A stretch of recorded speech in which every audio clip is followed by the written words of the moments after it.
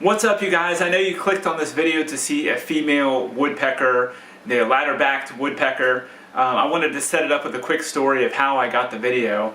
Obviously the bird was outside, and in Nashville right now it is super cold, so obviously I was not going to go outside. That's just not how I do things when it's cold. So I actually set up my camera in the bathroom, so take a look at a picture of that. Yeah, that's about the story of my life right there. So I set up the camera and recorded for about 5 or 10 minutes. But the funny thing is, I accidentally set it up in slow motion, so the 5 minutes of video actually turned into like 30 minutes of footage.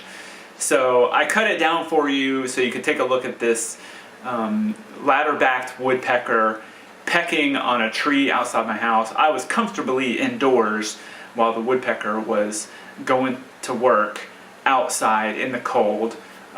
She looks a little bit overweight, so I don't think she had any issues with the cold weather. But take a look, and I hope you enjoy the woodpecker. I love nature, I love birds, I love animals, and I love you. Thank you for watching. I'll see you next time. Here's the bird.